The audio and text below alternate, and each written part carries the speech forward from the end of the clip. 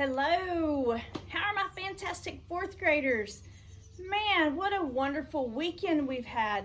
Super nice outside. I had a really relaxing weekend, but all weekend I've been super excited about starting our new book, the sequel to The One and Only Ivan, okay? We know that a sequel means something that's going to follow something else, and we know that The One and Only Bob is the sequel to The One and Only Ivan. We also know that August 14th, the movie The One and Only Ivan comes out. It makes me wonder, will there be a movie for The One and Only Bob? We'll never know until maybe they make the announcement that there might be. We'll see how the movie goes too for The One and Only Ivan. Hopefully it will be a huge success and they'll want to do a movie of this. Okay. I want to show you the spine of the book. They have a little picture of Bob on the spine just the way that they did for Ivan. If you remember the spine of Ivan, it had Ivan up here, okay? We know what the copyright date is, right? Okay, we know that the copyright date is 2020. And I also wanted to show you the dedication page that Catherine Applegate put. She put, for my family, human, feline, and of course, canine. We know that felines are cats and canines are dogs. So you can see her dedication page here. All right, so the moment that I've been waiting for a long time. The One and Only Bob. First, she gives in the very beginning, she has, and she talked about this in her webcast that she did. She has a Canine Glossary, okay? And she has different pictures of Bob. I wanted to show you those. Different pictures of Bob and what he's doing. The first one she has, let's play. Life's good. Get lost. You can see he's kind of barking there. The next one, I'm scared. And you can see here his ears are lowered there. I'm cool. I surrender. Okay, and that's where he's laying down. She has a whole different glossary of what each thing means. I'm going to try to read through those real quick before we get started. First one is bed boogie. It's a circular dance performed by dogs before settling into bed. Probably a primitive nesting behavior. And you've probably seen dogs do that too. They'll circle around, trying to get in that just right little spot, okay, before they go to sleep. Co-pilot. Dog riding in car, often with head poking out of an open window. See also drool flag. Crazy mutt. Exuberant greeting ritual. Drool flag. Visible tongue protrusion, frequently displayed during co-piloting or meal preparation. Frap. Frenetic random activity period. Synonym, zoomies. Full wag. The happiest tail position. A relaxed circular swish, sometimes including hip wiggles. Fur on alert. Raised hair on a dog's neck and back. An involuntary reaction often caused by fright or aggression. Head tilt. Quizzical look employed to charm gullible humans. Leave it. The world's worst command, especially when applied to food. Meeball. I'm sure you remember this one. Meeball. Dried excrement thrown at observers. Origin, gorilla, informal. Playbow. Body position with elbows down and rear up, signaling an invitation to have fun. Rhymes with pet threat. Vet. An otherwise kind human armed with thermometers and needles. Tailspin. 1. Chase involving the flexible appendage attached to the rear of most canines. 2. Informal, an embarrassing or quixotic effort. Toe twitcher. Dream. Often squirrel focused, resulting in foot movement. She's talking about when dogs are sleeping and they'll move their feet. Tug of war string. A long, though never long enough, piece of fabric or leather used to lead humans during walks. UFO. 1. Unidentified food object. often found under kitchen tables or couch cushions. 2, unidentified floor object, hopefully edible. 3, unidentified flying object, ideally a stick, flying disc, or a slobber-covered tennis ball. Water bowl of power. Number 1, a jumbo-sized ceramic dish. Number 2, uncomfortable human chair, generally found in bathrooms. Zoomies, sudden bursts of energy, usually involving chaotic dashes through the house. Informal, see also frap.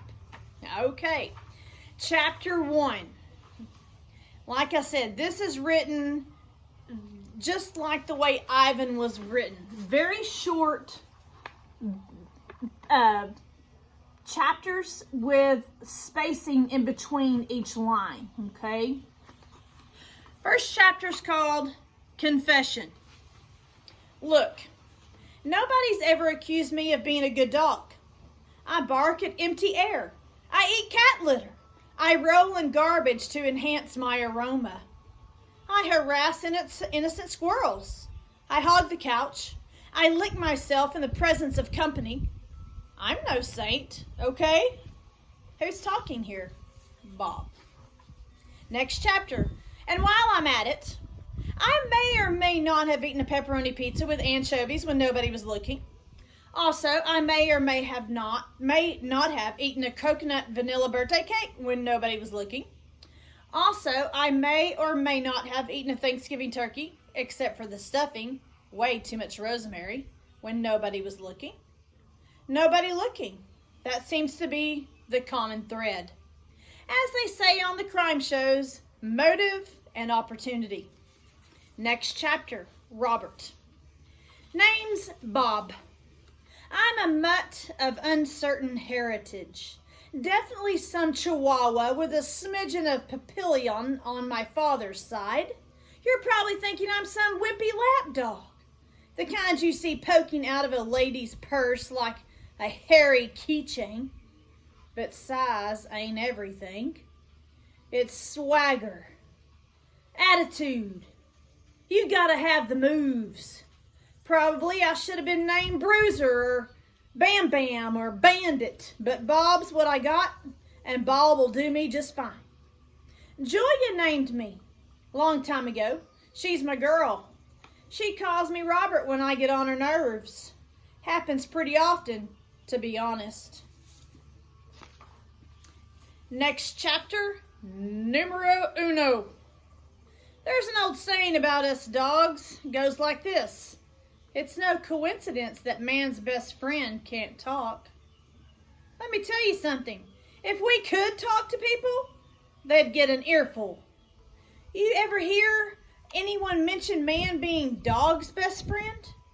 Nope. Didn't think so.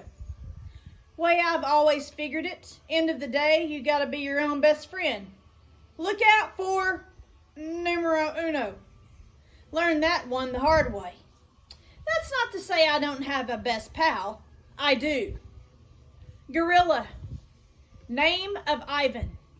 Big guy and I go way, way back. Gorilla and dog. Yep, I know. You don't see that every day. Long story. I love that big old ape. Ditto our little elephant friend, Ruby. They're the best. Next chapter, how we met. The first time I met Ivan, I was a homeless puppy, desperate, starving, all alone. It was the middle of the night and I'd slipped into the mall where Ivan lived in a cage. I wondered a bit, grateful for the warmth, confused by the weird assortment of sleeping animals I found there, checking every trash can for anything edible. There was a small hole in a corner of Ivan's enclosure. He was fast asleep, cuddled up with a worn, stuffed animal that looked like a weary gorilla. He was snoring, and man, that guy snored like a pro. In his open palm was a chunk of banana, and I still get shivers when I think about this. I ate it right out of his hand. Guy could have squeezed his fingers shut and I would have popped like a puppy balloon. But he just kept on sleeping. And then more shivers. I'm either a maniac or the bravest dog on the planet. Probably a little bit of both. I hopped up onto that big, round, furry tummy of his. That's right. I climbed Mount Ivan. Crazy, I know.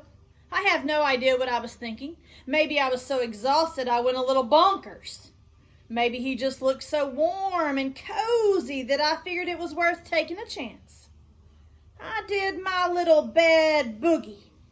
Dogs don't feel right till we do a quick little dance before settling. Once I had things just so, I lay down in a little puppy lump and rode the waves of that tummy like a puny boat on a great brown sea. When Ivan opened his eyes the next morning, he didn't seem surprised in the least to find a puppy snoozing on his belly. He refused to move until I woke up. I think he was as glad as I was to have found a new friend. And here is a picture, an illustration of Ivan and Bob. All right, guys, that ends the chapter that we were reading. The next chapter is called The Amazing History of Man's Best Friend. Okay, what do you think? Still hearing some similes just like we did in One and Only Ivan. I hope you caught those as I was reading. We know that similes compare two things using like or as. So that's what you're going to be listening for if it's a simile or not. Okay, we'll stop there. Again, this book really appeals to me, so I'm going to use my bookmark from Allie. I thought it would be perfect for our new book. All right, guys, I hope you have a great week, and I'll talk to you tomorrow. Bye, guys.